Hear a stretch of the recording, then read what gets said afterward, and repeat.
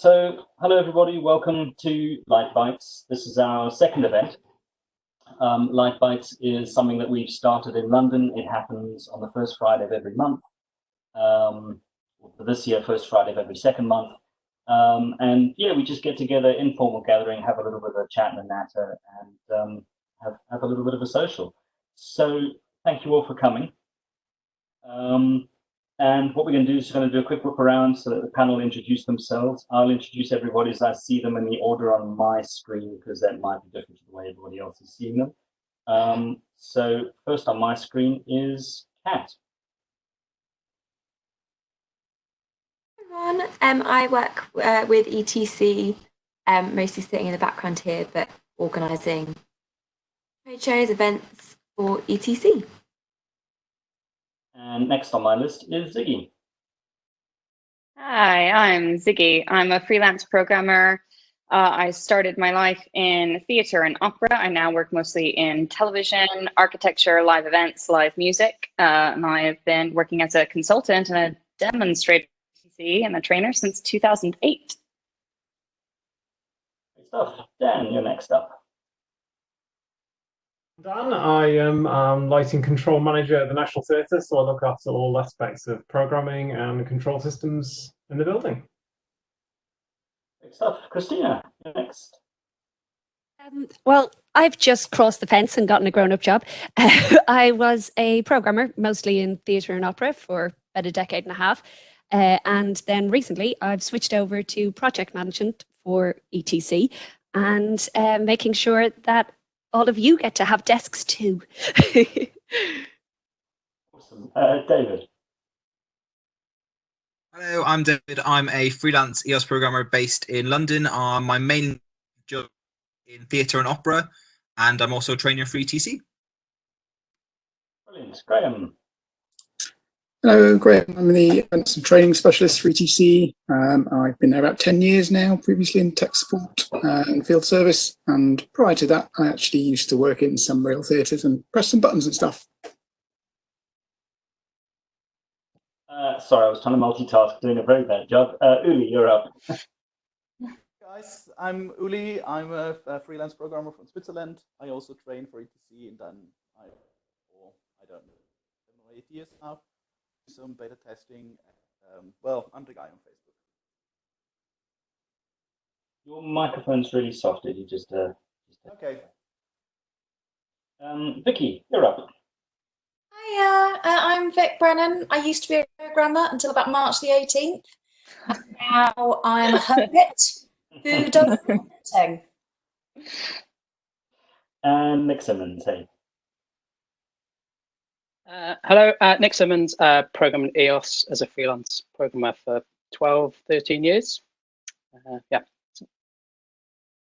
Oh, brilliant. I don't think I've left everyone off. I think I've covered everyone. Is there anyone I've forgotten? Because I'm only seeing 9 people on my screen, so that's that. So I'm Declan, and I'm the training program coordinator at ETC. Used to be, or still sort of am, I suppose, lighting designer. And do set design as well. I've been a console trainer at ETC since 2009, and full-time at ETC for just over a year. So you may hear some violin lessons and things going on in the background. Hopefully they won't be too unpleasant. They are actually violin lessons. We're not sort of torturing animals or anything like that. Just to get that all clear. Then the humans in the room. And my chair squeaks a lot as well, so that if you do hear any squeaking going on, that's my chair and not my knees. So there we go. Brilliant. So really, just to sort of kick it off, I'm going to throw a sort of general question out to the group. You've all been programming for ages. You've sort of top of your game, and you've obviously got your own sort of ways of working. So I'm going to kick it off and say. And ask how much do you rely on a base show file that you take into a venue with you? What's in there, or do you start from scratch each time? I know it's a bit of a broad question, but I throw it out to the group. I don't know. Should we pick someone short straw to answer first? David, do you want Thanks for that. Yeah, I would love to say that I start from a base show file, and in fact, job number one on my to-do list is always to update my base show file. In reality, that always just never seems to happen. So I would start from a blank show file and just merge in from recent shows of useful things I've done, whether that be fixture profiles or macros or magic sheets to edit from, and that kind of thing. But yeah, I wish I had more presence in keeping my base show file up to date, because that's forever on my to-do list. I wonder when you might find some time to do that, David. Well, I currently don't have a kitchen, so that's kind of taken up my lockdown so far. But it is on my list for as soon as I have a working kitchen. So if anyone has any contacts with IKEA and would like to get them to deliver a kitchen, that would be appreciated.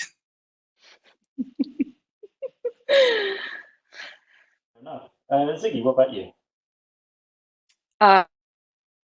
My problem with base show files is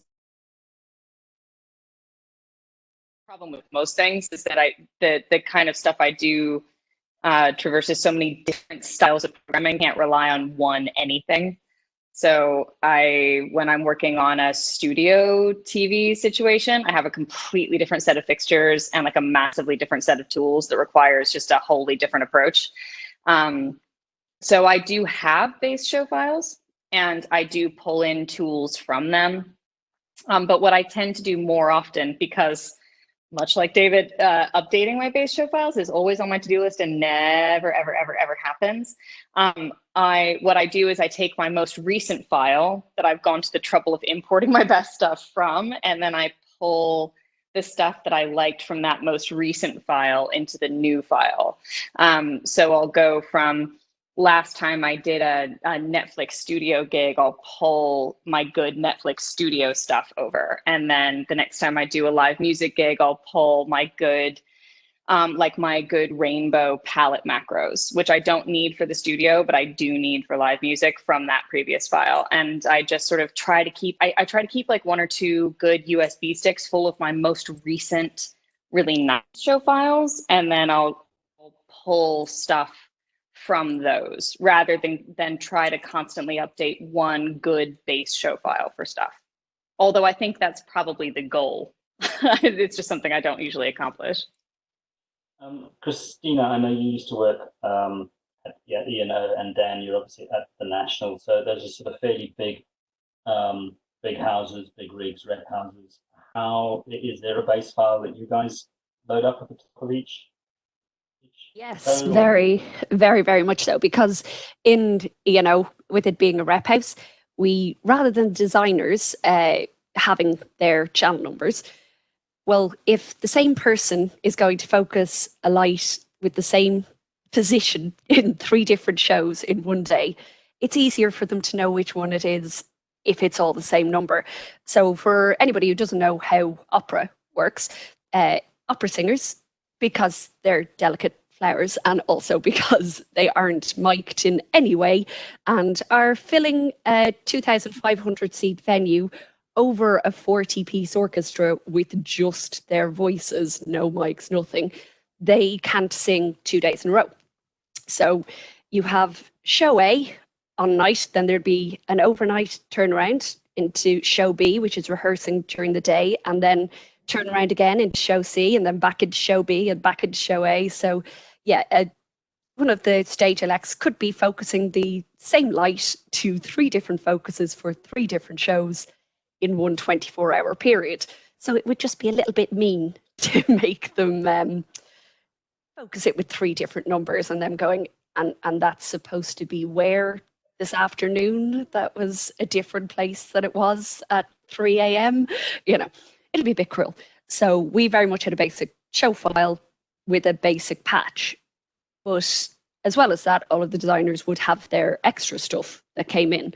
So I would have at the end of the show file patch, down in the 4,000 numbers, because it was a big house and we used up to the 2,000s and just general rig stuff, a byte type for the useful, like the fixtures that came in all the time. So there weren't any Vipers in our basic rig, but Vipers would be added in every single season. So I'd just have a 4000 number that didn't interfere with anything, that would have a byte type in the color palettes, in the beam palettes and all of that, because you do not want to be doing that any more than you have to, because it's dull. And because when you're going cross fixture from the your VLs that are in the rig, if you have those same CMY values and you try and pull those across to a Viper, no, no, it looks absolutely nothing the same color. So that is something to be aware of when mixing colors. You will have to look at it. So the rig checks at the Collie, those are all absolute effects based on those bi-type channels. And I have to say, my bi-type stuff, as somebody who also worked at the Collie for several years, that base show file is like whistle clean, and it's good. It's really good. It's really good, and it's been worked on hard. It doesn't count as OCD, according to a guy I know who works for the NHS, until you actually think the universe is going to explode. Until then, but it's there just were perfectionism, okay? It's just perfection. But there were 4 or 5 of us working on that show file. The same way it does like at the National or any other house where there's a lot of programmers working on one thing. The group of programmers decides when you're in a house where there are multiple programmers, especially having to work on the same show file, you have to have a base. It's not the same as being a single person show files going around to different venues. That venue-based show file or the show-specific or rep house-based show file is a separate entity, and it's something that I think is absolutely required. And I think the way we did it at the Collie was, it was so good that I still pull. Honestly, I absolutely I pull from back when I worked there. I pull from that file still. I pull beam palettes from that file to this day, because when something's well organized, if I have a Mac 2K at a venue in LA tomorrow, I would pull the beam palettes, because I haven't used a Mac 2K in ages. Last time I did was probably on an Opera in the Collie. I'll pull the beam palettes from that file, and that's the power of a basic show file. And those, I think the best ones come from organized houses. But like Dan, you probably have the same deal. Yeah, I mean, we've got fairly epic base files, and they kind of started off as a single file for the building, and then they've been split out into each theatre. And there was a point at which we regularly meet together and go back and try and make sure that any things that have been added into, say, the Olivier are then added into the Littleton. So we try and keep consistency. But actually, over the years, I think that has changed more to be less about the programmer probably and more about the operators, because we have a high turnover of shows, and it's actually about ensuring that people can walk up to the desk and are familiar with the operating environment, because the programmers are all perfectly capable of manipulating things and programming the show in whatever way they see fit. The most important thing is actually making sure that the operators can use that file without us having to do massive amounts of training for every production. So I think that's where our base files have kind of morphed over the years. I mean, when I do stuff outside the building, I actually just like not using a base file and starting from scratch, because it's an opportunity to do things differently. And that's again, when you're doing a lot of beats testing and stuff like that, often base files can stick you into an old way of doing things, and there are often much nicer ways of achieving things. Like Vic's the power on thing that we've done fairly recently, which has caused no end of problems, but everyone seems to be doing it.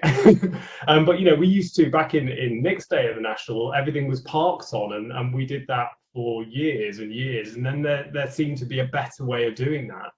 So park can now be used for its sort of intended purpose rather than just as a way of powering the rig on. So it's nice to be able to to look at those things and change what you're doing over time, and not get the biggest problem with base files is you get stuck into something from 5 years ago, and that's why it's good to if you're going to have them, you have to keep looking at them.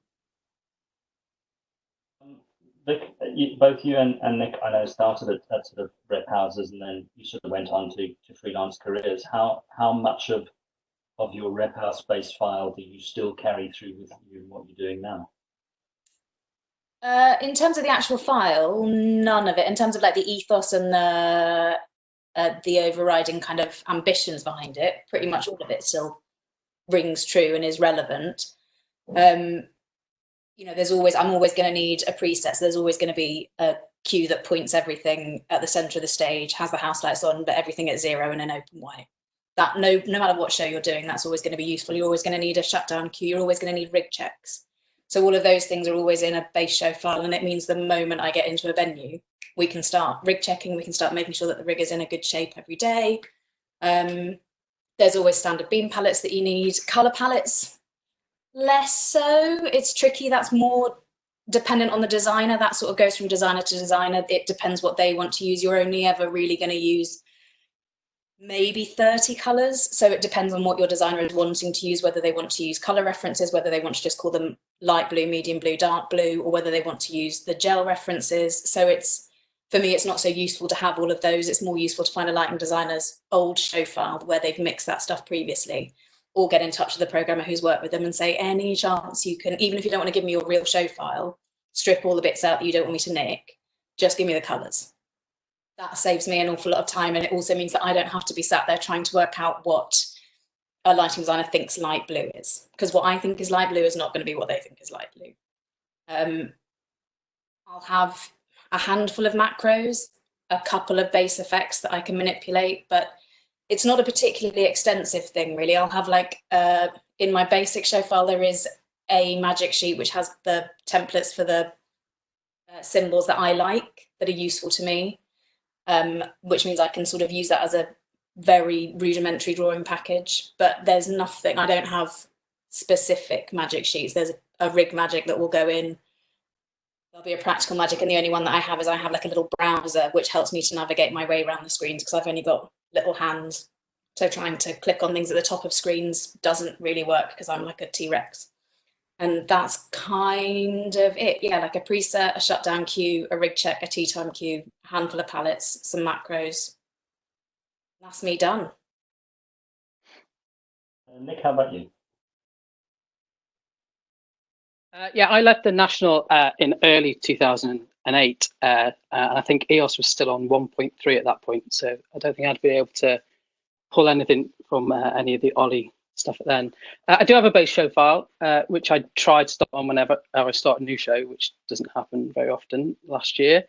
What I started doing about 5 years ago was actually cutting down my color palettes, so I just have 27 color palettes, and then I make some other Lee color temperature changes on then. And I find that much easier to do that. And most designers are quite happy to start calling out different shades of blues versus, oh, I want Lee 119 or 120. They actually don't care. They just want a dark blue or a lighter blue. And then, yeah, I do find a base show file useful just because it just makes setting the rig checks up easier. Just having moving like rig check cue list set up just saves so much time versus trying to do those on site.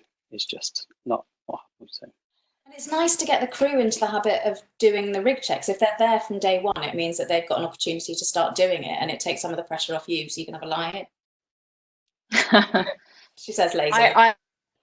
I will say this over and over again, and it is something that I learned at the color. I'm sure Christina will agree with me here, that I just don't do the rig check cue list because it messes up my tracking, my documentation. I don't like having things in cue lists that are not cues. So query macros and absolute effects on type channels for rig checks always, so that you're rig checking the stuff that's being used and on absolute effects that apply to anything. So I can rig check somebody else's Vipers immediately upon entering into a new venue, which is different. Doing a rig check cue list for a single show that's being in a house for a long time is great. But because I'm always moving around, it's much less efficient for me. And I always like having my query macros. Everyone knows that I'm a massive fan. But the query, that's the word. addict, a proponent, general advocate. But to be able to query a type and run an absolute effect without my documentation for what's included in a show, my show used channels are important to me, and I like to keep them clean. And I don't like to muddle them with things that are used in cue lists. So I like to keep stuff out of cue lists in general that aren't used. So that system works better for me. But because I also have a huge amount of query database stuff. But there's a question from Tom Youngs about creating byte type channels and fixtures in modes, because that does mess with that system when you have fixtures that are clearly the same fixture but are in different modes and have the same capabilities, how you rig check those. And what I try to do in answer to that is my byte type channels are always per mode. I try to keep them all in the same place and in sequential numbering. So that in something in 16-bit or standard mode will be 4001 to 4002. Although those for me, those are the calling numbers. Those are on 9001 and 9002. Those channels, I try to keep near each other, but the absolute effects that run their rig checks, the query operation will be 4001, and anything that is a this type or a this type, not patch, things that are rather query patched, run this effect. So it's the same effect, but across two different byte type channels. So I do byte type those channels separately, but the rig check operations that run them are the same. And that would be the same for things like shared beam palettes or any other shared functions. They would share the same page of beam palettes, for instance, and the same set of absolute effects for rig checks, but would be two different channels in the byte type dummy channel system, if that makes sense, Tom. As I do find as well with the absolute effect, another benefit to it, as along with what you mentioned, is if something gets swapped out, you can just go, oh, just that channel, go. And you don't have to go through anything individually. You can be doing other things while that just does its thing. Or add a psych channel. How many times have you had to add another batten onto the end of something because it didn't go quite wide enough? Like I don't want to have with adding in a whole other channel into all of my stuff when query operations will do that for me. Lily, how about you? Have you got sort of base show files that you work on? So I live in the rep system, but I'm not employed in one of the theaters. So I travel from place to place and I spend a week there. So I will usually work with their show files because it's rep, so they have a standard rig. And for me to start with a base show file that I like and then bring all the patch and whatever they have in there, it's just not reasonable. So I don't work with my base file. I got used to work with someone else's files quite easily. And yes, I will bring in some macros, but how can I say that? I like keeping the number of macros very much down. So I will bring in macros that I like and that help me speed up my workflow, but will not be 20, 30 line macros. There will be buttons max. So I bring that in, but just my thing that I can start working, well, let's say, with reasonable show files that are already existing. Cool, thank you. Just for anyone who's joined in since we started, if anybody does want to ask a question to the group, there is a Q&A panel. If you're not seeing that on your screen, at the bottom of your screen, you should have 3 little dots. And if you click on those 3 little dots, there should be a pop-up button. And one of the panels you can pop up is Q&A. So if anybody does want to ping a question to us, that'd be great. We do have a question come in, which I'll read from Harrison. It says, on a similar line of questioning, is there a good way to manage byte-type palettes across multi-cell fixtures? Example, X4 bars or color forces in their various configurations. Duplicating info across the board seems extensively redundant. I'd say, Harrison, not if you're doing a straight up patch copy to, and a whole show copy to, especially if you're doing something like moving into a new venue, you can grab the entire data for if you have a multi-cell fixture like an X4 in a head and pixels scenario where you are byte typing color based on pixels. If you copy that data in patch across to a larger, across to a fixture patch with just the head, for instance. If you copy the entirety of the show file data to that place, then you can approximate the palettes in a decent way. And if you're on the move quickly, then that's not a bad solution. That's what I do when I move venue to venue anyway. I know you're in the same position where you're going venue to venue. If you've got a multi-cell fixture patched in a different way, what do you do with the color palettes? Well, I will use the lights in what mode they're usually in, and quite often, because, and that's what Dan said, a base show file will sometimes make you use stuff that you've used 10 years ago. And there would have been newer features. So I quite often find show files that don't use multicell at all. So to go in then and try to convert the whole thing, it's futile. So quite often I will just be in regular mode. And can you check your mic, because you keep breaking up? Can it come closer to your face, or?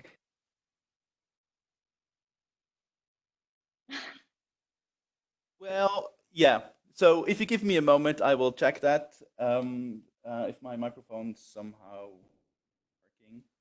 But yeah, I will quite often be in general modes and not multi-cell modes.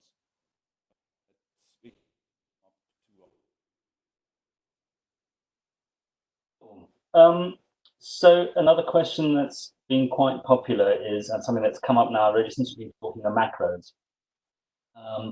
So, and you've all sort of said that you have a couple of macros that you pull in from your sort of base show file.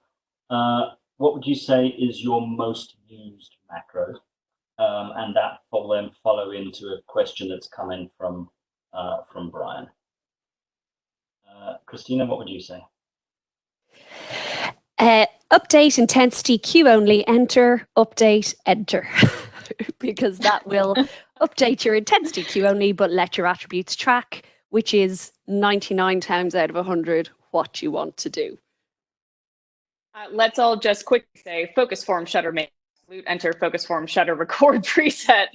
Oh yes, before we move on, that's actually the one. That's actually the what we all ignore it because because we consider it a button, right? Yeah. Like we consider that a button and not a macro, but it's a macro. So yeah. Focus form shutter make absolute, enter focus form focus beam record preset is actually a macro, not button. A singular. It's the button beside it's a button, yeah. So that is a macro that I think you would find in most things. And the reasoning behind that is to be able to create a preset out of position and beam data without intensity or color included in an organized manner. Whatever you do after that with it is super specific, but that's something that you would find in a lot of show files. The other thing that you would find in I think most of our show files that would differ massively between us, but as a concept is shared, is what you use to mark. So my whatever your marking macros are specific, but all of us have marking macros. So mine uses query because all of my stuff uses query. So Brian's asked what example of a query macro that you use the most. Like query focus live moves, enter, select last, mark or earliest M part 11, enter. So I'll get, that's anything whose focus is live moving, marks in the earliest point available with an M in a part 11, which is my live focus move part that's already pre-labeled through another query macro. Any query live move or like query dark moves, all MPs at enter would be another like just like mass operation. That used to be query at 0 moves only enter before we had a dark moves query condition. Examples. I'd just say I don't make any of my beam stuff absolute, because if you're working on a show that could possibly run for a year, 3 years, 20 years, you're going to be doing lots of fixture swaps over that time. If you're doing a musical and they've stuck £40,000 worth of custom gobos in there, they're going to want to know at the end of that, if they're taking that show somewhere else, which gobos they actually used in the end. So actually, I nest pretty much all of my beam data. Shutters never really Nest image data. So focus, form, shutter make absolute, but not image. Focus, form, shutter make absolute. Image stay nested for exactly that reason, because you swap out the gobo. Yeah. Okay. Fair enough. I just don't. I don't find the need to make that macro more complicated. I mean, I don't exclude any speed information, which a lot of people excluded for a long time. I feel you don't really need to use those timing channels anymore. So I'm not bothered by the fact that they're not stored in those presets anymore. Does anybody else make the speed channels? I just make them null straight away. No, I'm still waiting for speed to be removed entirely from. I don't make them null because I've had a few phone calls whereby things are moving really slowly and some operator has accidentally managed to nudge an encoder that set a speed channel to really slow. So I deliberately have them just like they reference a palette in Q0.1 and that's what just tracks down the whole show. I will say over the years, my use of macros has reduced significantly. It used to be the case that a lot of things had to be done with macros. And I've never really liked macros because they hide a lot of functionality and it's very difficult for other people to know what they do without having to go and look at them. And I've seen people, no names mentioned, but make massive errors because they've used macros that they didn't really understand what they did, and they screwed a whole load of things up and then carried on thinking that everything was fine, and then an hour later realized that limits your ability. One of the questions about what do you think defines a good programmer, I think knowledge of the desk, and if you're using a macro, you really ought to understand what it is that the macro is doing. I don't think I'd ever use a macro if I didn't understand the steps that it's taking in order to replicate those key presses on each occasion. I think that's really important, isn't it? Yeah, I think things I do when I'm interviewing for programmers at the NT, and a thing that some people really struggle with is there are no macros in the desk, and you get a few minutes to make some if you want to. But I've watched people make macros and mess them up, and then continually try and use them, and therefore things just don't keep working. But it's actually very revealing to know how well someone knows the desk, if you can see how well they can cope without their macros. There's a difference, certainly in style. I think American programmers have an awful lot of macros. There's a very noticeable difference between UK or European programmers and American programmers, and they really enjoy their macros, and their show files are absolutely riddled with them, which is brilliant. It means that because they know and have a very specific workflow, it makes their lives much easier. For me, I'd rather be very much based around the keypad. I can't really be a programming octopus again with the tiny T-Rex hand. But I'd rather have everything focused around one very efficient space rather than be trying to be in too many different areas of the displays or the touch screens. But in America, it's more about the excess in the best possible way. They have many, many screens. They've got MLA running, they've got stamp running, they've got as many screens as you can fit on the desk, and that looks very impressive to a producer. I don't think we're under as much pressure necessarily from our producers because we don't charge as much to necessarily have absolutely true. It's something that I think we can all agree on is don't be intimidated as newcomers or people who are watching roundtables like this. It's really easy to get intimidated by looking at somebody's massive set of hundreds of really cool macros, and actually being a good programmer isn't about, I think even people who have hundreds of those agree that being a good programmer isn't about having the hundreds of macros. It's about being able to use the desk without them and knowing enough to be able to craft what you need. So they're not required. You can teach a lot of people to push the right buttons in the right order. That isn't being a programmer. It's about an interaction. It's about an understanding of the craft. It's about sometimes an artistic eye and a vision, being able to translate what a lighting designer wants into what the ones and zeros can do within the desk, and having the right toolkit and the right palettes at your fingertips is absolutely what helps you as a programmer craft that interaction between the computery bits and the humany bits. I think what you're saying there, Vic, about the difference between American programmers and European programmers, I think a lot of that comes from American versus European designers as well, because I have noticed that when you have an American designer in, they have a terrible tendency, which really throws me and makes my fingers go into horrible knots, to call keystrokes. And of course, because you can do, yes, I think Uli might have had this as well, because you can do anything in a lot of different formats. When they call, who do that, give them half a chance. Really, well, I think partly it's to do with the fact that if you get to work with somebody, for instance, one of the people here who is very familiar and very comfortable with the desk, then you are able to trust that they know what they're doing. If you're working in a regional house, be that in the US or in the UK or in Europe, you don't necessarily have so much confidence in the person who's got their fingers on the keys, and they are, as a lighting designer, they're in charge of realizing your vision. That can be very limiting, I think, if you don't necessarily trust the person.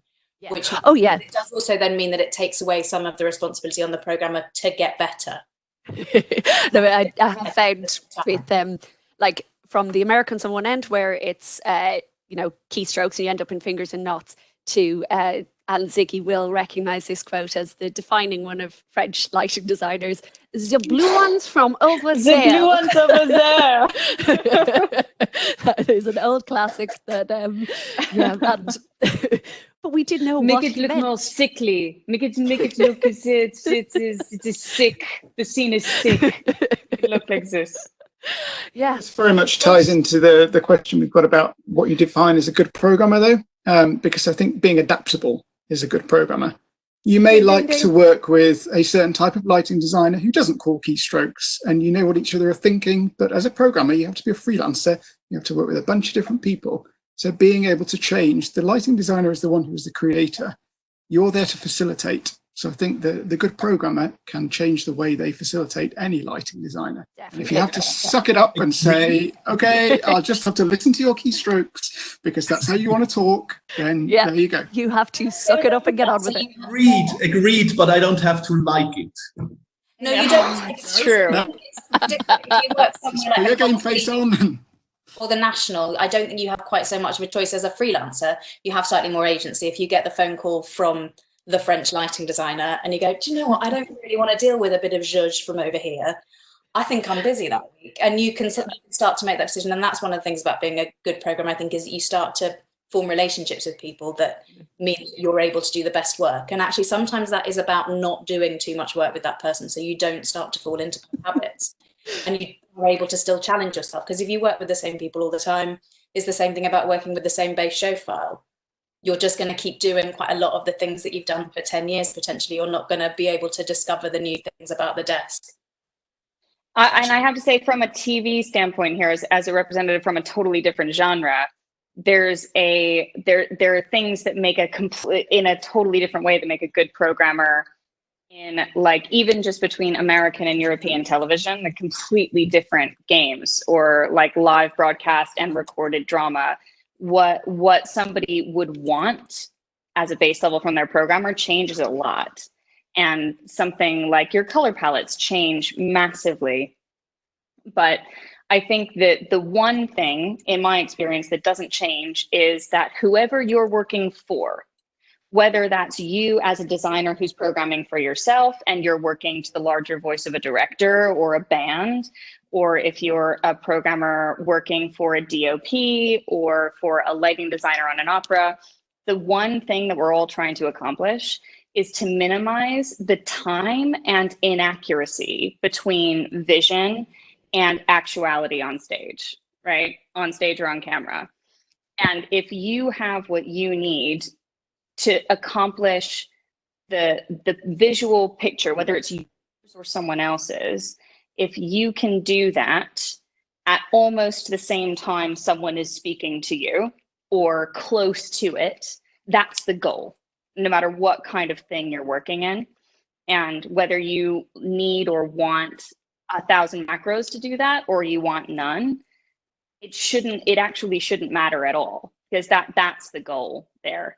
And being able to change flow if you are in a different situation, working for someone who wants something different, then that makes you better at that job. That's the actual job, I think. And that's where you see those pairings really working between lighting designers and programmers, when the programmer is able to preempt what the designer is thinking. You know, it almost becomes one brain with two parts. You've got one who's focusing on looking at the stage and dealing with talking to the director and the designer and those concepts. And then the other person who's still focusing on those things, but has more of a focus on the technical side and the implementation and the structure of it. And it's like two halves. It is two halves to the same brain. And when you get a programmer who works really well with the lighting designer, that's where you can produce some really amazing art, because you know, the lighting designer is able to relax because they know that the programmer understands what they're thinking. And that's something that changes a lot in television. A DOP or a designer needs to be able to trust a programmer who is not considered a programmer. Usually in that circumstance, you're considered an operator. And in that circumstance, you're being trusted with things like keeping an eye on preview monitors and color and shines on foreheads. And that's a totally different skill set from being able to keep an eye on the movement of a side table by a set designer 4 inches to the left and needing to update that preset. But it's the same core concept that you are trying to facilitate the vision of somebody that you're pressing the buttons for. And Uli, I know you're working for yourself a lot as well. You're programming for yourself, and you're trying to do both of those jobs at the same time, right? Yeah, I do, but those are actually the most peaceful times. It's more work, but you know, if I'm in a bad mood, I'm in a bad mood. I don't have to pretend that whoever's sitting next to me and you know, gets actually coming back to designers telling which keys to press. I like if they let me decide how I want to program something, but what I really can't stand is wrong information. So if they say group 15, it has to be group 15. And I will look for, if there is no group 15, I will go and look for group 16. Or then I think, okay, maybe instead of 1.5, it's 5.1. So I will look for that. But if it's 87 in the end, it will make me furious, and they will realize quite quickly that I'm not having a good day. Can I ask a question of the group? I'm sure we've all been in the situation where somebody is giving you numbers that you don't like, or that are against your organization, right? And personally, I am super guilty of just changing the system and just not telling anyone. And I'll listen to what they're saying to me, and I'll just self-translate and I'll make them my numbers upon hearing them so that I can work quickly. What's like the worst not? Do you do that? Am I the only one? or what's the worst not you've ever gotten yourself into trying to self-translate that information? I feel like you should go first, Ziggy. It sounds like there's a nasty one. Yeah, there's definitely a story there. Yeah, there absolutely is. But I don't want to go until I hear somebody else, at least one. Sorry, love, you're on your own. I was just going to say, there's some good questions. I think when it becomes apparent that the lighting designer's got those two numbers mixed up or that kind of thing, you just kind of let them roll with it and you just do the self-translating thing. You know, it depends, you know, if it's week 1 of 6 or whatever, you might at that point want to correct them on it.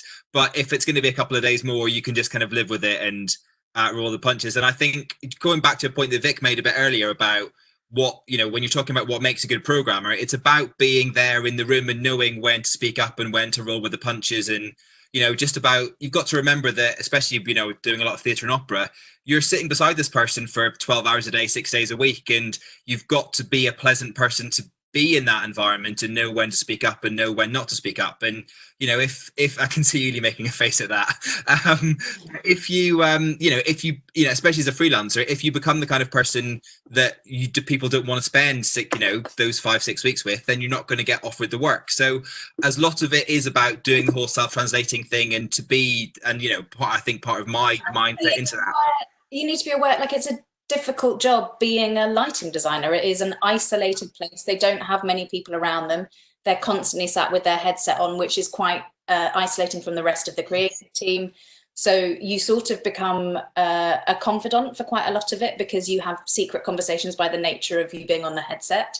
And that's a privileged position to be in, and that's the point I'm making, that it's the kind of what you want to be doing is to make the job for the lighting designer as easy as possible for them, because I can't remember who said it earlier, but we really are you're the facilitator for what comes out of their mouth. And as well as being that person taking care of what's going into the desk, you're also quite often that person being the one going, oh well, this channel isn't quite working, but am I now going to the production electrician, or will I now try and give it a reset, or that kind of thing. So as well as being the confident for the lighting designer and worrying what's going in the desk, you're also kind of the kind of central cog between the kind of technical side and the creative side of the process that is lighting design.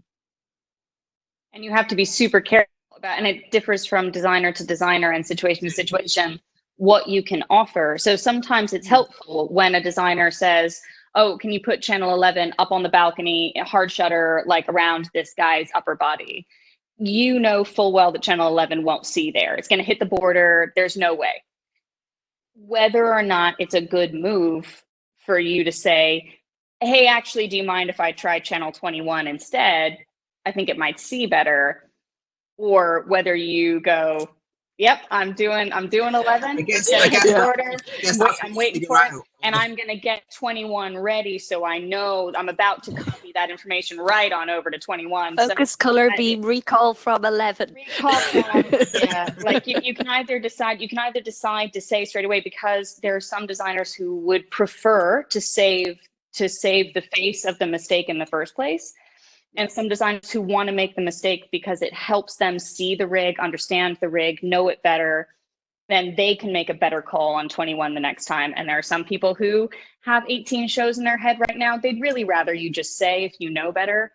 And that's completely situational and designer dependent. And knowing where that line is a like Graham said earlier, feel that out. Core principle, be adaptable, because every designer is different. And knowing what that designer is going to do as well, maybe trying to make a point to a director by doing something that they want to show the director that is a bad thing to do for some reason. So if you try and fix it for them, you're making them look bad in front of the director. So you've got to know that designer really well before you start second guessing them. And I guess that all just comes down to experience and being in the room, and kind of, especially for, I think one of the questions was about, getting experience or being a student programmer and how do you get there? It's about, seeing as much theatre or opera or whatever form you're into being made as possible, and just learning from the experience. And, do sit behind the programmer and go, oh, the programmer isn't speaking up right now and they probably know better, but they're going to let this mistake happen, or they're not. And, it's only, again, experience is one of those things that we all love to have, but you just can't teach it. And it's about being in the room and making those calls. And you will get it wrong sometimes, and you'll put your tail between your legs for the rest of the day and not pipe up again. But I'm sure we've all been there where we've been gritting our teeth the rest of the day, or we've felt a bit shameful because we've said something we shouldn't have. But it comes with experience, and there's not a lot you can do other than. Everyone will have heard me say this before, and I apologize to everyone here, but other people might not have done. The thing that I thought was the most brilliant thing, and it's again the same thing about being in the privileged position, being on comms, being a follow spot operator, being able to eavesdrop on those conversations, was just one of the best things. It meant that I could pretend to be a programmer without any of the pressure of actually being on the keys. I could listen to those high pressure conversations whilst also understanding how to stand behind a light and constantly focus a light, which was then useful when I got onto the keys eventually. All of that stuff is so useful, and you get to be, I think the sitting behind a programmer thing is super useful if you can do it, but the very act of being observed changes how the lighting designer and the programmer interact, because basically what programmers and lighting designers do is bicker for about 10 hours a day. And then they're pleasant to each other for about an hour, and then they go to the pub. But you can be part of hearing that bickering and understanding the when to be quiet, when to volunteer an opinion, and not be so obvious as a head in between the two of them. I think there's something that you learn slightly differently from that slightly secret eavesdropping than you would from necessarily sitting behind. Not that there isn't, value in that as well. Also, you're getting paid. And that is operator. There's a good question here. How many hours a day do you work from Osman. Do you have limits to the director or the designer? That's a really hard question. What you decide to put in and what you want to get out and what your limits are. And it's something that our industry as a whole globally has not agreed on. It just has not agreed on what you're supposed to do or what's best as far as free work, going over our limits, breaking whatever working time regulations you're in.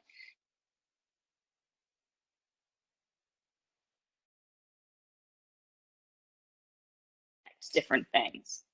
The American industry works in a totally different way, which is in some ways more rigid, in some ways less. Like Vic, you're on Broadway hours sometimes, and then UK hours other times. They're totally different. When I'm in television, I'm on a 10-hour day, hard. I go 10 minutes over, it's overtime time. There's no discussions, there's no questions about it. If you're shadowing somebody or you're working for free trying to get experience, do you stay for the 14, 15, 16, 17, 18 hours that the designer wants you to? I'm not sure I would have great answers for that. Just backtracking for a sec, just to go back to some of the questions that have been sort of building up. We've had a question from Jack talking about marking, so just jumping back a little bit to an earlier conversation. Can you speak to your use of priority mark? One of my favorite features. There we go. Over to you. I have been waiting for this for years, and it was what, like Andy Davis. Hold on 1 second. Oh, right. It was not like I was literally ignoring it. I was like, Jack, I see you. I'm not answering. Priority mark is that it's such a useful feature. It genuinely is, and it's something that I use every single time I do a show now. So what I don't use is high priority. So and you do. I mean, the thing is, this is one of the things where it depends on your workflow. So there are a few ways of using it. You could say, well, my high priority marks are the beginning of the beginning of the show and the beginning of Act 2. And then the beginning of the scenes can just be normal priority marks, and then you use low for the emergency marks, as you might call them. This is the really quiet scene. I tend to, and I think Nick probably will agree with me on this, I tend to avoid marking right back to the beginning of the show where possible, because then you tend to break those marks. And that's why I tend not to use high. So I will use medium for my normal marking, my default marking, and then I'll use low for all of those quiet moments where this is, the only reason you mark here is if you absolutely can't mark anywhere else. And that's made the whole process so much easier, because there are very few occasions now where I have to actively think about where I am marking a light to in the reference queue. As I'm going through the show, I'll be setting those things up, and then you just mark the light and it will mark to the correct place. So it's been I think that's one of the, it's a really small change, although it probably broke a lot of things when it was introduced, because Mark always does. But it's one of those small things that actually makes a huge difference to the workflow. So I love it, as you might be able to tell. For me too, I think it's great. And it was a nightmare when it came in, and that's one of the questions about how often you go back and retrain on new features and stuff. I don't retrain. I find those mistakes as we go along, and I do workarounds for about 2 years, and then I sit with some other programmers and they go, oh, they fixed that. And then ultimately I'm able to take that macro away and I'm able to just do the work normally. But the priority marking was a righteous pain in the hoop when it came in. And now it's the same with magic sheets. When they came in, I was like, I do not understand the value of these things. And now I could not do a show without a magic sheet. So it takes a little bit of time to work out your own rhythm with it, but I think it is, I think it's really useful. I think that's part of the beauty about when EOS gets updated, is that in theory, well, hopefully it doesn't really break anything, and actually you can just take a new feature and try it out and then slowly introduce it into your workflow. Nothing really ever changes so much that you actually need to go back and read the manual and kind of figure it all out from scratch again. No, and I think stuff like the forums and the community that ETC builds up around its products are so useful in order to be able to have those conversations if you aren't working in a house like the National or the Coliseum or an opera house. where you can't sit in a green room with a bunch of people going, is this weird? Is it just me? Does it work for you? Why does this never work? And why is that always breaking that? So having the forum is great, and Yuli's always there to support you guys, so don't worry. It's on Facebook. That's everything to Facebook. Just a quick search of the Facebook group of the forum. Don't ask for RGB faders, please. I have been saying for years that we should just rename the Facebook group Ask Uli. And stop done with it. All in favour? Aye. Aye. You know, Christina, the beauty of it is you can't rename it. I know, only you could. So, Vicky, you spoke about magic sheets. And how when they first came out, you were like, yeah, not so sure, but now you kind of rely on them. What's your favourite? I mean, what's the thing that you feel you can't do with anything else that you really rely on your magic sheets for?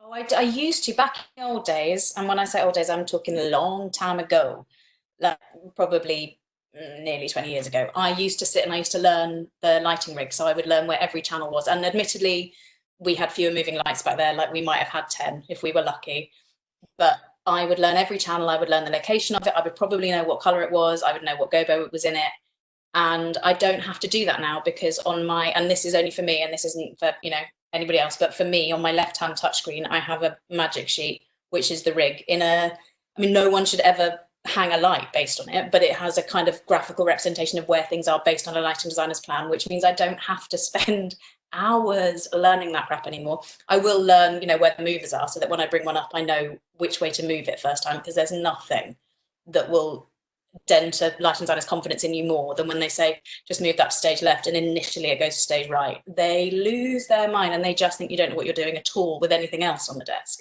So those things I will learn, but I will not learn all of the numbers of anything. I have no idea what color is in any unit anymore.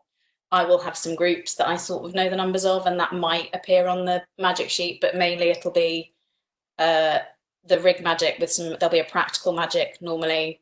Some macros will be on there, like lamp on, lamp off, and reset, but that's more for operators as well. It's unpopular with some lighting designers, but I am a big fan of making sure that we're thinking about the end user. And that isn't the lighting designer and that isn't the programmer, that is the poor bugger who has to hit go every night and has to do the maintenance on the rig and has to know how to get themselves out of problems, potentially in a high pressure situation with 2,000 people sat there waiting. So anything that I can do to ensure that there is, if something goes wrong, the operator knows how to direct somebody to fix that issue so that they can take that light out, so they can identify what it is, so it's not causing a problem and distracting an audience member, all of that sort of stuff. And my little browser thing, just so that I can easily find my way around the desk so that I can get to various different places without having to push too many buttons or move my hand too far from anywhere, I think are my most useful ones, probably. And the same, like to start off with, we started using magic sheets for very simple things, and I think that will be true for augmented. I think I'll start using it for very simple things and then start to kind of grow my use of it once I get more comfortable and work out the things that it does for me. Because at the moment I'm in a, you know, it's a terrifying thing. I don't understand what augmented is. I call it augmental. But I'll start to figure out, sorry, ETC, I'm training about that. But I'll start to work out some things like maybe a psych or, you know, maybe one LX bar that I don't really know where anything's going to hit because there's always a border in front of it or something really simple. And then we'll start to expand that and give me 5 years and I'll go, how did I ever work without augmented? I love it. I think that is absolutely the way to approach nearly every new feature in EOS, but generally with the really big headline features like magic sheets, like pixel mapping, like augmented, is to gradually introduce it into your workflow. You don't have to put the entire rig into augmented and, you know, be flying your pipes around and doing all of these things right now and moving the scenery. You can slowly introduce things as it makes sense. So if you know there's a particular scene where you might want to, you know, do a move where something goes from downstage right to upstage left and you need to do it in a straight line, put that light into augmented and now you can just fade on X and Y. There's you know, small steps that you can make which will allow you to do things that you either couldn't do or were very hard to do before, and then gradually you'll become more comfortable with the feature and then more and more it will be introduced into your workflows. So. And I think it's also interesting, and I found this with Magic Sheets as well, to look and see how other people are using the feature. And certainly with Magic Sheets, I became very regimented in the things that I do with it. And there are certain lighting designers, John Clark, for example, who has a very specific Magic Sheet that he uses for all of his shows, which is very different from what I would use, but makes his workflow much easier. He's got a very clear visual representation for him of how he wants to light the show, which is very different from the rig plan, and again, very different from the stage look, but means that he's got all of his information very much at his fingertips. And stuff like that was very useful to work out what might be, particularly working with lighting designers who want to have Magic Sheets more and more now that they're getting more comfortable, trying to work out if they're not comfortable drawing for themselves, what might be a more useful display for them to have on one of their monitors, rather than me giving them the rig plan, which might be a little bit too much information actually for them. And the same, I think, will be true of Augmented, to see how other people are using the tools and what is valuable to them, which I might be able to nick. I'm hoping it's going to ask a question here. Sorry, Nick, go ahead. I was just going to say, I'm hoping it's going to help improve touring shows, because if you're doing a musical and you have lots of lights front of house, the touring crews can literally sometimes get half an hour with an open stage to try and focus those. So if Augmented can take away some of the work, not all the work, to get stuff closer, I think that's going to be hopefully a massive help. And it's not going to do that tomorrow, because there is a huge way to go with it, and it's the start of what I think is quite an exciting but also slightly scary change in the way we think about programming of lighting. But it's laying the groundwork, the platform for a sort of a step change in how you think about lighting. Visualizing stuff in a 3D space and being able to think about stuff in XYZ and all of those things is a big change to how we currently think about working with lights. Everything becomes part of this large space as opposed to being a discrete thing. Right now we think about a light and it's pointing at something else, and that's like a contained system. Whereas now it's part of this enormous space and everything interacts with each other, and it is a big change to get your head around. But I think there are huge possibilities and things that it's going to provide for over the next few years. Just like Magic Sheets have taken years to gradually introduce themselves into our workflow and to become super useful, and people have figured out the most important uses for them. I think Augmented will be the same as that, really.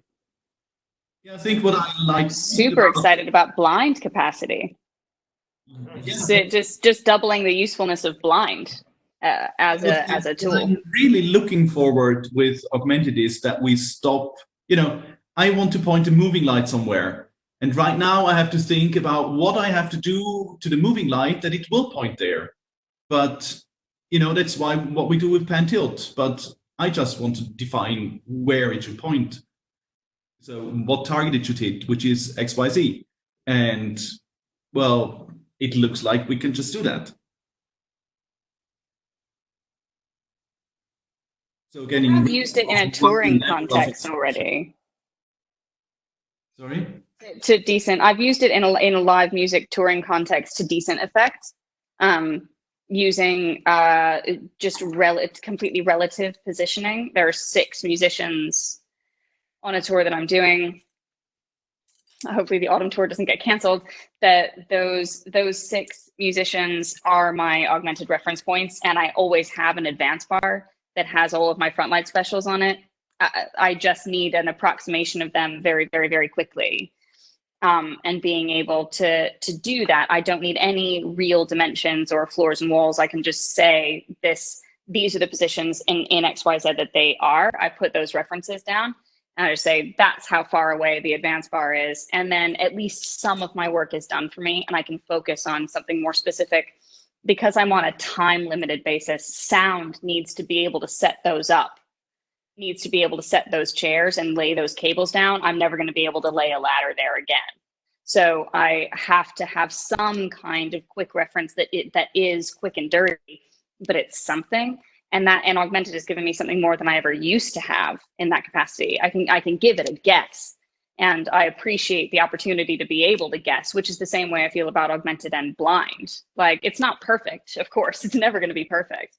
But I have the opportunity to look at those 50 extraneous positions, all unlabeled presets, and go, oh, well, they were kind of at the stairs. Like I can give that a go at least, right? It gives me a chance to guess at things that I never had. It gives me an education to the guess, so that it's not totally blind and stays unlabeled forever, or that advanced part doesn't ever get focused because I never have a distance on it. Like, it gives me something to go on.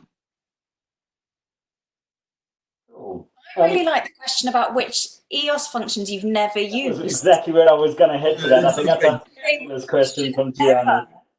Since I feel like I'm not actually an EOS programmer anymore, I'd love to know what thing I need to learn to get back to it. I think I have never in my life pressed the level button.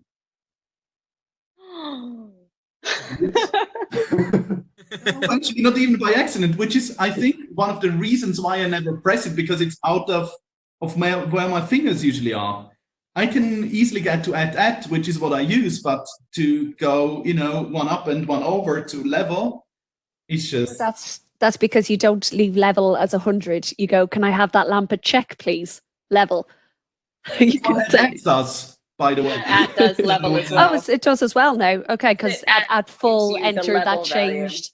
Yeah, that was a use. At used to be at full, then it went to at full, and yeah.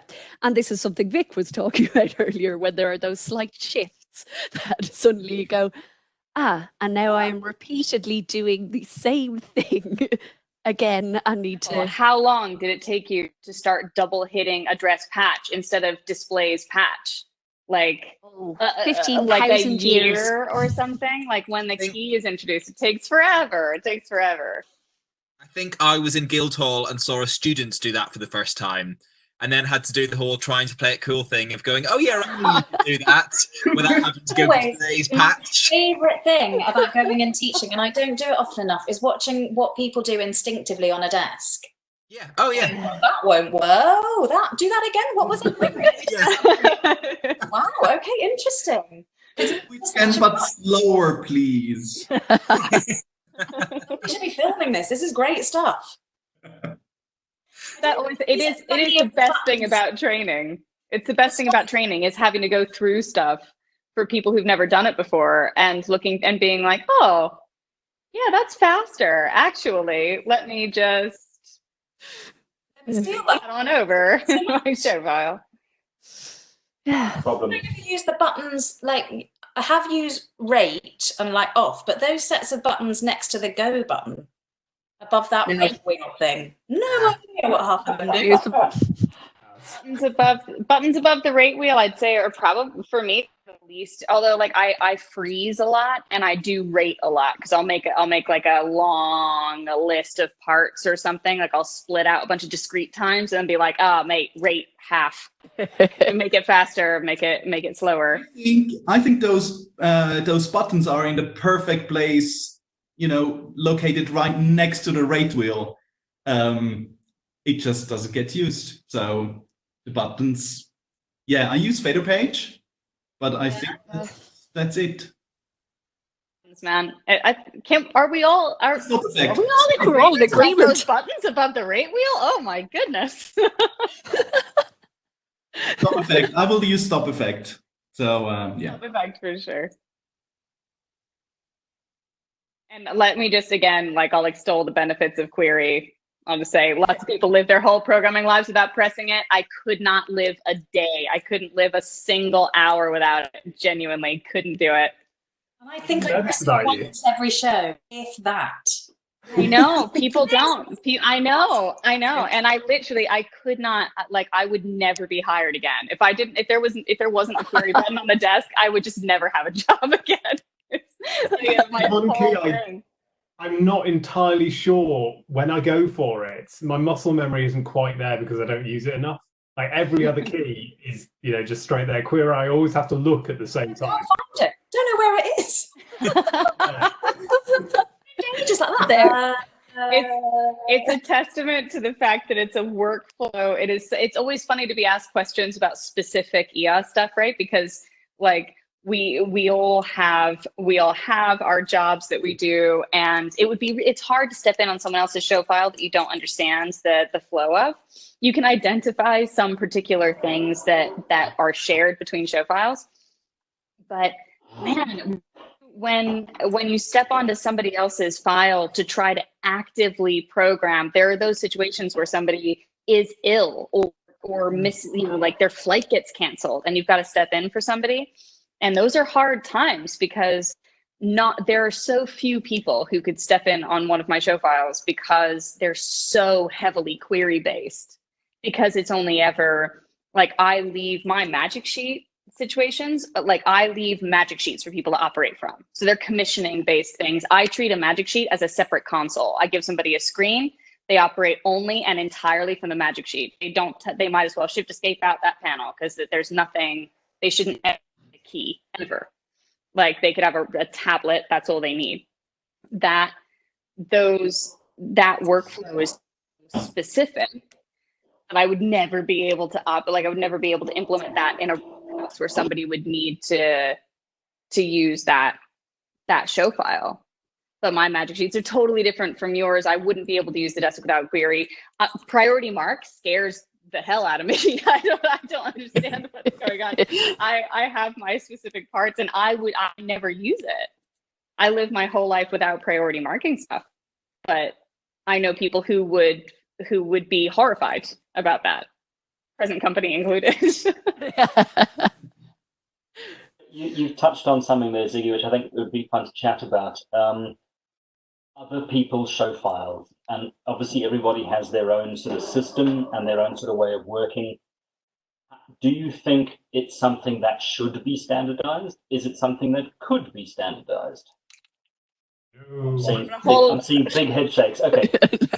I can't believe you opened that can of worms, Declan. Take this What are one you step doing? further. Which is the one feature that you found in somebody else's show file that you want to commit murder over? There must be one thing that someone's done that you've just looked at and gone, why on earth would you do that? I did a show last summer that I took over the transfer for, and all of the haze and smoke and fan levels were set by macro, setting a level on a sub, not programmed into the queue itself, which meant that every time we did a go to queue and jumped into the middle of the scene, you then had no idea where any of kind of haze, smoke, fans, any kind of effecty stuff was meant to be. And it was just a nightmare until I kind of took a lunch break to go through and work out what all the macros did and just program it into the queue list then. I guess that's a particular situation, but I would say if a queue is meant to do something, it needs to happen in the queue and not in a macro or not in something else that could get missed or not fired. There's one which is slightly separate to that, but which is one that I think has been a feature request for a long time, which is how we all choose for our pan and tilt to work on our encoders, and having a way that you would be able to invert that at an encoder level rather than at a patch level, so that you could hop on someone else's show file, and if they have, when they move their encoder, for me it's as if I'm behind the unit. For some people it's no matter where you look at on the stage, if you move it to the left it'll always go to the left. But if I do it the other way around, if I have to do that version where it moves in the direction of the encoder, my brain takes out of my nose. I just can't get my head around it. And it just actually, out of curiosity, who does the spot on the floor and who does behind the light? I'm behind the light. Oh no. Behind the light. Behind the light. Actually, is there anybody spot on the floor? It depends. If there's a question about TV studios here, because if you're always looking from the same direction, that's fine. But if you're on camera and you don't know where that camera's coming from, it's a different can of worms, dude. If you don't know if you're on camera 1 versus camera 3 versus camera 6, you want to do really quick symmetrical stuff that makes more sense for your everything to just move in direction. And it makes more sense to just be the same, because if you don't know where you are or where you're looking from, it's very difficult to tell which direction you're going to be nudging stuff in, right? That's the moment where you're like, because equally television designers are also horrified when they ask for something to move to the left and it nudges to the right and you're like, no. But there's a much higher chance of that happening if your view is constantly changing and all you have is a preview monitor. So not knowing where something is and having hundreds of moving lights all pointing at lots of different guests with different color temperatures, trying to figure out where stuff is coming from is like a horrifying, like that's the hardest thing for me anyway to keep track of. And when all I've got is that one preview monitor that might not be in a good place, I want to know that everything has come from a central spot, and all I can do is orient where I can imagine myself in the studio standing in that center spot, and I know that guest is to my camera right, and I'm going to have to know that that everything's come from there, and if I move the encoder wheel in this direction, it's going to move in that physical direction. So do you apply that logic when you work in like theatre stuff as well then, because you're so used to doing it from your film and telly work? No, not at all. I change it entirely, and I have a different brain for that. My backlights, like my encoder wheel increase, which I count as clockwise. If my backlights, my increase encoder wheel is downstage because it makes more sense. That's the direction they're going to go. Whereas my advanced bar front increase encoder wheel is going to go upstage because that's the direction they're going to go. And I do a stage left and a stage right. Whereas if I'm doing telework, it's camera left, camera right in the exact opposite way. I'd rather swap totally. It's like whether I'm programming on a Cobalt or an EOS or whatever, like I'd rather go wholesale one way or wholesale another. So that's sort of my point, is that if you take on someone else's show file and you find that in a theatre environment, they've done the thing where it all moves in the same direction, it would be lovely to be able to, and I don't know what the key press is because I want it to be shift, but that's fine, obviously, to be able to hold down a button and move my encoder for that fucker to go in the other direction to make it make sense in my brain. Oh, I like that as a key combination. Yeah. No, shift encoder, like how annoyed was everyone when shift encoder stopped being fine? Like, made my brain explode. Of course it did. It's actually an area where always introduce some foot pedals into the equation, so the OSC foot pedal that you hold down. Joking, Sam Smallman on this call. Oh god. Augmented could actually make quite a big impact on this, because obviously you've still got a viewpoint at the moment, and that but X, Y, and Z is easier to understand in some ways. But think about this as a concept: if you were able to connect the camera back to a view in Augmented, and every time you go to a different camera, your view changes. But now, rather than your three encoders being X, Y, Z in real space, they're X, Y, Z relative to your view. So now I'm looking at a camera view, and I want to go away from me. I just move Y, and the light will move in the direction that I expect it to move.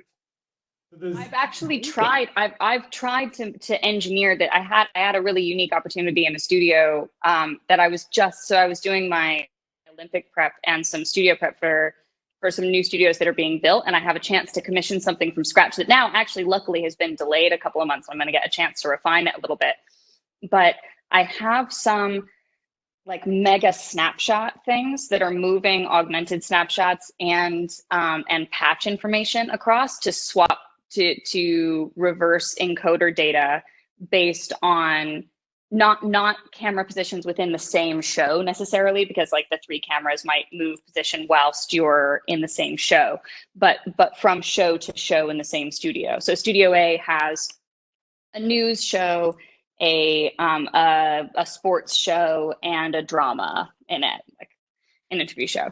You have those three, and to be able to swap snapshots between those three elements in the same studio and swap your encoder behavior, your augmented XYZ positions, and your physical view of the same lights in the same studio, but reorient the magic sheet based on what show and what physical location in the studio they are, which isn't perfect yet, but I have lots of time.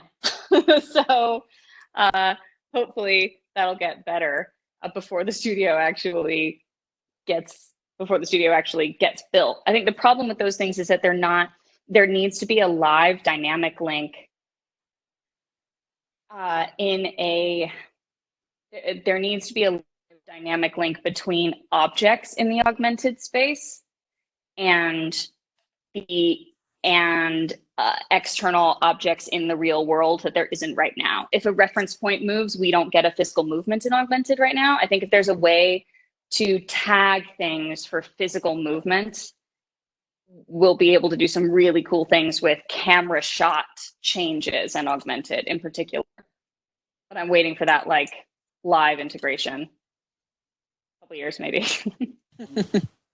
So we've had a couple of questions come in that I just want to tackle quickly. One of them is that, I think most of us here are almost full-time EOS family programmers.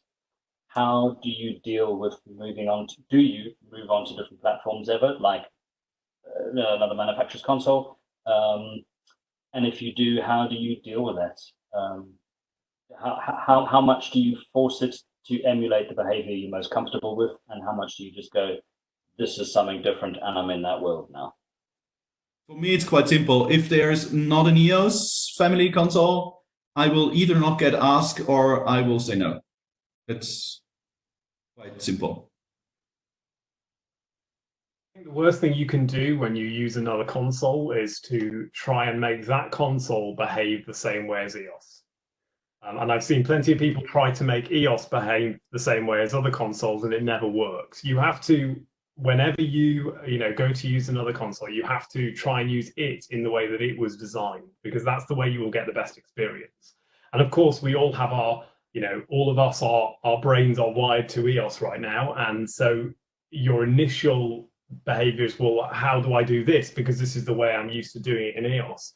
But that thing may just not be possible, or you may be going at it from completely the wrong approach if you do that. So although it's a sort of, it's the way that you naturally will come at it, you're not going to get the best out of a console, especially if it's a console that has a completely different philosophy. I mean, EOS works one way, MA works in a completely different way. As an example, HOG has a few similarities to EOS, but it is a completely different platform as well. So I use HOG on some occasions, and you have to think about it in a different way. You can't try and make HOG EOS because it's not. No, people do try, for sure, to force consoles and other things. I do hired gun stuff because I step in on dailies for television, and the way you get more television and film work is by stepping in on dailies for people who are already programming something, and that means using their console. And for me, that's an investment in future work, because I get to, if I'm the operator for an entire series of something, I get to pick my console. As the operator for a television series, you bring your own. So if I step in for somebody and I fill in for them on a day or two, and I do a good job on their console for them as the operator, the next time they get asked to do a series and they can't do it, they might offer it to me or recommend me to the DOP, and then at which point I get to pick my own console. So it's an investment for me to work them in a decent enough capacity.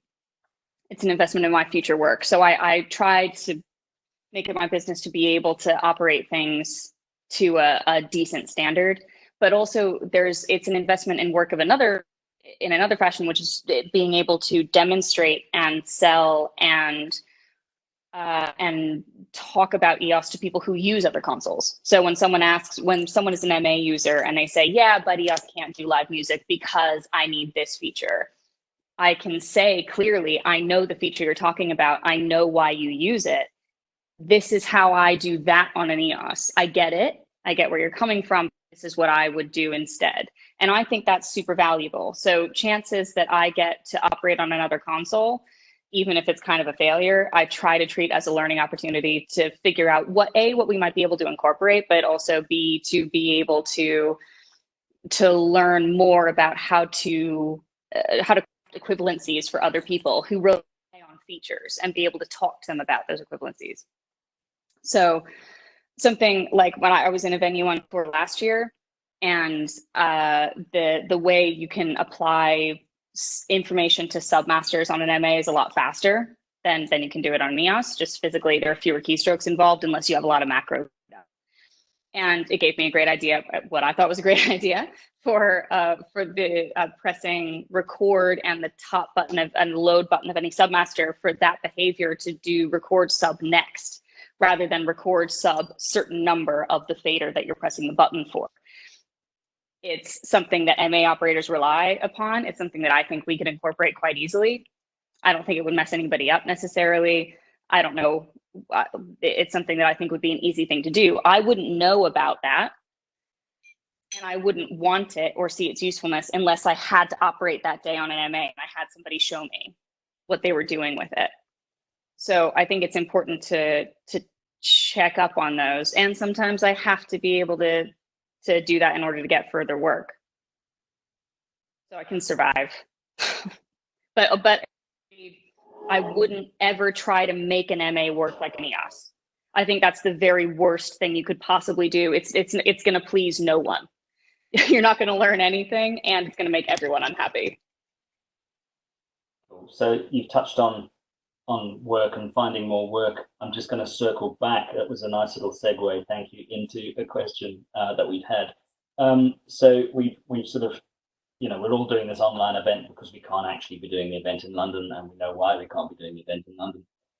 The question that's come up is, how do we think the programmer role, day rate, hours, etc., is all going to sort of start coming back to normal? Is there going to be a new normal when all of this is over? Without, being a downer on a Friday afternoon. I don't know how we can answer that question. That's not a decision that we get to make, is it? Like, when the theatres start back up, I'll be in a theatre pushing some buttons when they let me. That's as much as I know, I think. I'm hoping that people will be honourable and will pay us the same amount that they were paying us before this stopped. I do think that theatres are probably going to have to charge less money to encourage people to come in, but they're going to need programmers as much as a lighting designer might think that they can program it themselves. They can't. And it's one of the few jobs out there that it can't really be done from home. Although, with a good enough Wi-Fi connection and a good HD camera on the dress circle, theoretically, but it is one of the few jobs that won't be as changed to remote working. I think a lot of people will find themselves working from home a lot more, but it won't be people in the tech side or in live entertainment at all. I don't know how that would relate to TV though, Ziggy. I'm ready. I'm on call all the time to start up like that. I'm ready to go to work tomorrow every day, because the second anything gets lifted, Netflix is on. Like I am ready to receive a call every day saying go back now, because production will start back up in earnest really, really quickly, which is my saving grace, really, because the Olympics getting postponed, I was in the middle of prep for the Olympics when it got postponed, and it was my biggest contract for the year. And that was just a wipeout of everything. But I was also actively filming my third Netflix series of the year, and that's not going to stop, and it's not going to get postponed. It's going to start up again straight away. So my great hope is that I'm not holding out very much hope for May.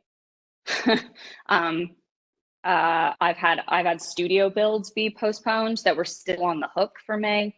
So my fingers are crossed that television production starts up again in June, in which case I'll get a call saying come into work today. Yeah, I suppose television is much easier to social distance in than an auditorium holding, 2,500 people, unless you put them in every fifth seat. That could work. Try that with an orchestra. You look at somewhere like the Donmar, they can't afford to open with social distancing. That's 4 people coming to see a show. even the larger theatres can't afford to. I mean, and none of us are experts. We don't know what's going to happen, but I get the feeling that we are going to be in live theatre. We are going to be a long time until we have, we are able to open our auditoriums to audiences.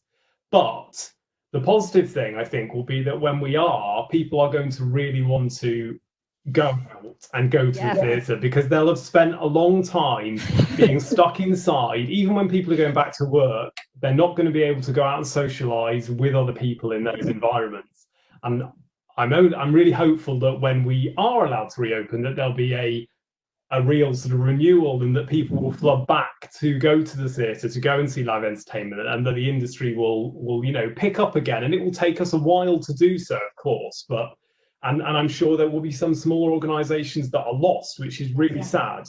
But hopefully there will be a sort of pent up demand for what we do, and that you know, in the long term, that we're not going to go under, that there will still be an industry. So, you know, that's a slightly more positive. Are we going with the roaring 20s again? Yeah, Well, like after the absolutely. Spanish flu.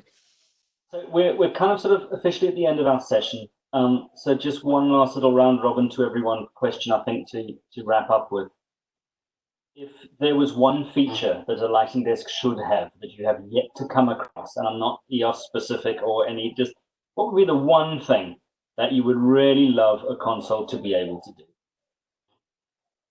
that it's not doing, or do better? Let's. Pay me more. Voice control. Poppadom. I just want to talk to it. Poppadom coming out whenever I need one. Make coffee actively at certain intervals. Electric shock actors that don't stand in their life. I'm running out of mojito. Why do you want? I wish it could know when I've typed the wrong channel numbers and know what I meant to type in. Agreed. Okay. Yeah. That would be great. Well, David, wait, do you want T9 on a console? Really? It's predictive text. Yeah. Dear autocorrect, never in my life have I met dunking.